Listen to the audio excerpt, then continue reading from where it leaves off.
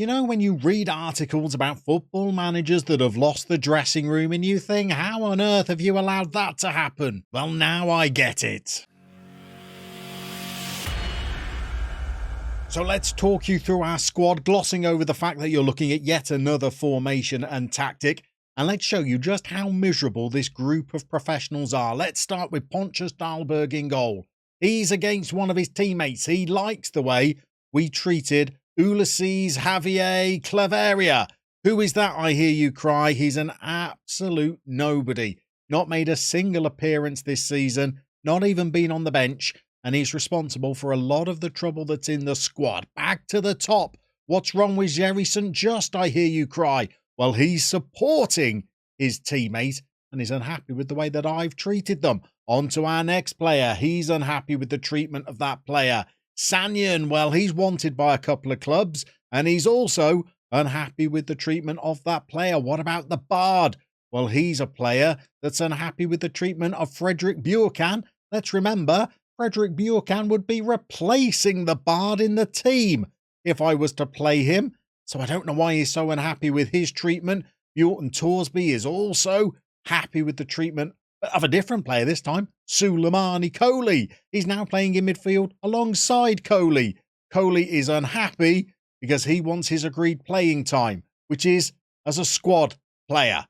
Unbelievable. This is a new player you've probably not seen us feature, but he's played in the last few games and he's chipped in with some goals, and I'm going to play him in central midfield today. Is he happy? Is he heckers like? He's reacted well to our latest press conference, but he's at war with his central midfield colleague, Suleimani Kohli. Let's go through our attacking players. What's that, I hear you cry? Vignato seems to be perfectly happy at the club. Hallelujah, he's the only one. Fair, he's miserable as well. He's unhappy with the treatment of Jesper Karlsson.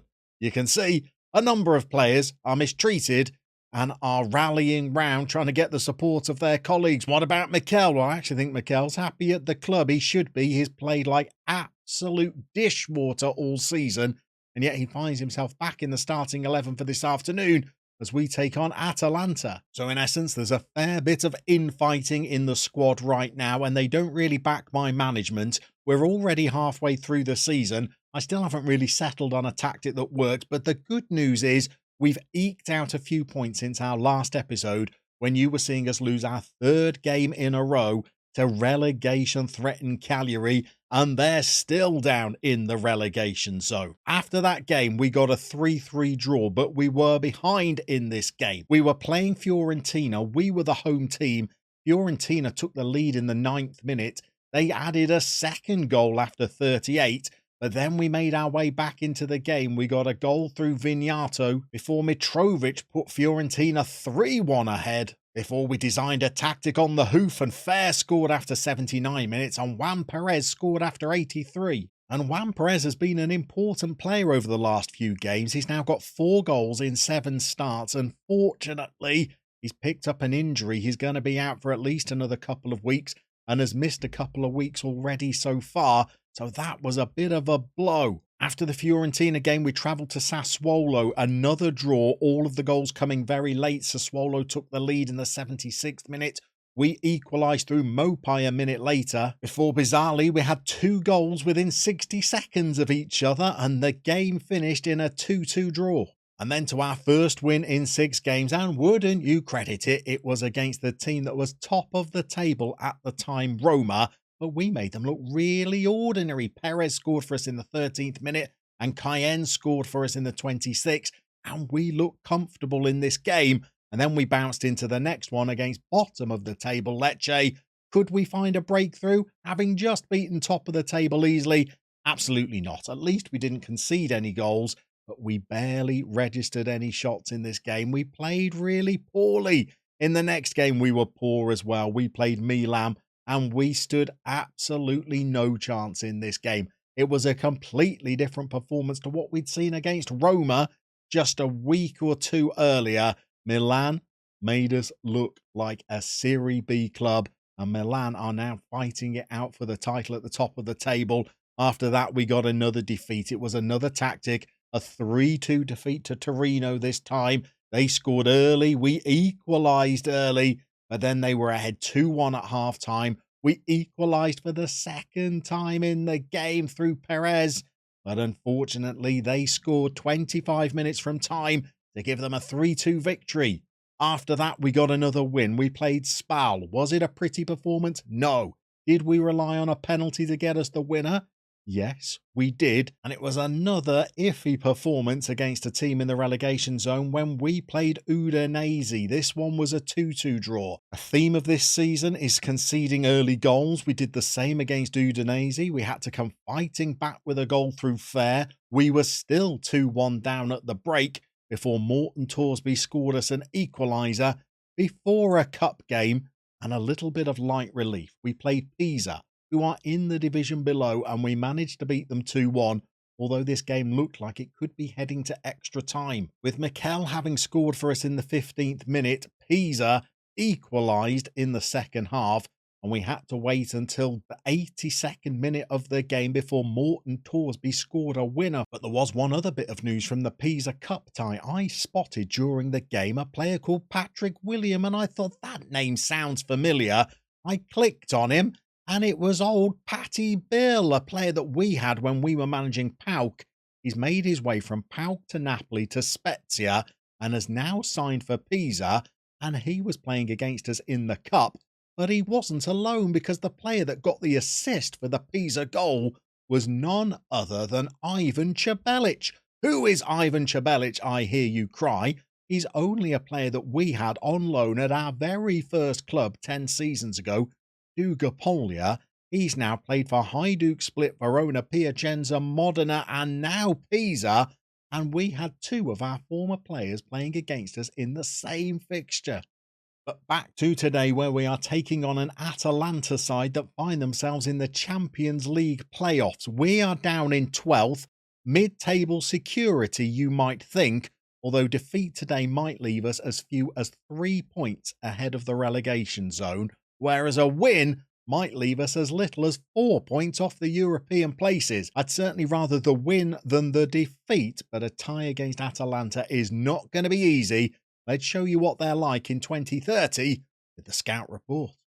We're in for another Italian away day as we travel to the city of Bergamo in northern Italy to take on Atalanta, where we'll be reunited with our old foe Remy Gard, who stepped down as France boss after guiding them to the semi-finals of the World Cup, and he's now taken Atalanta to 4th in Serie A. Another tough afternoon lies in store as Atalanta hosts Sampdoria.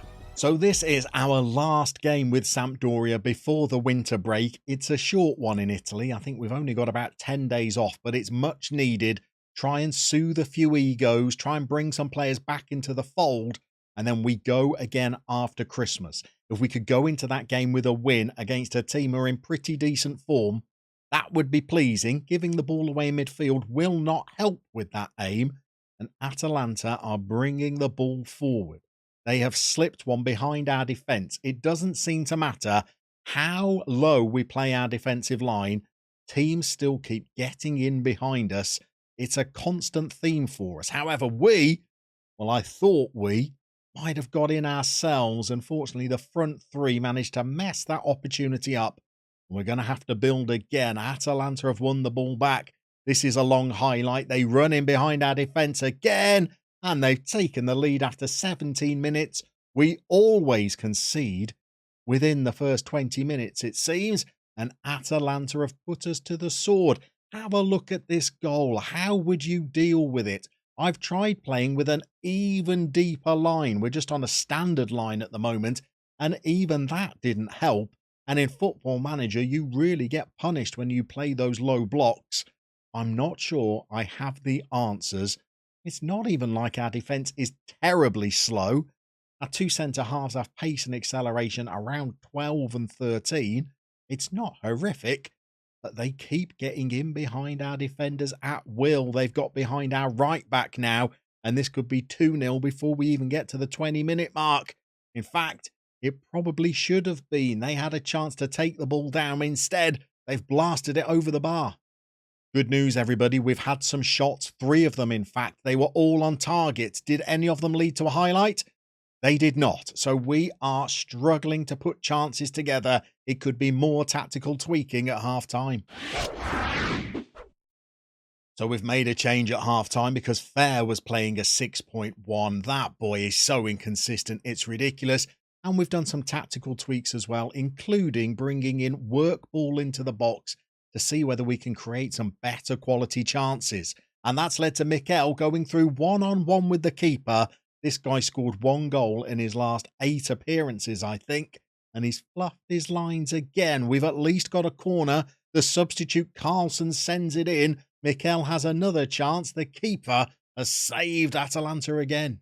The game has evened up a little bit now. We've had as many shots as them, although they are coming forward now. They've got past our right back, St. Just, who's just tripped his opponent. Is he going to get sent off?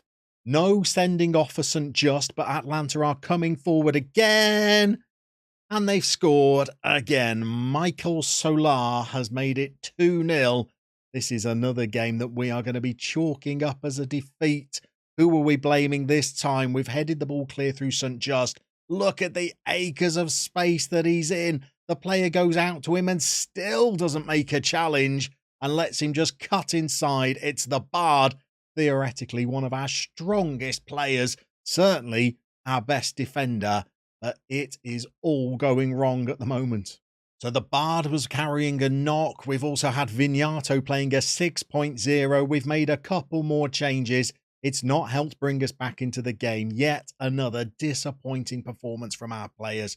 I don't feel like we can throw the water bottle. We've already used that this season. We're going to thrash the arms. We're far from pleased. It motivates them, but these players just do not seem to respond. The saving grace is that we hold our position in 12th and we're still 6 points clear of Lecce in the relegation zone, but this requires much thought. If you have any ideas, throw them in the comment section. I feel like another tactical rebuild could be happening during the winter break.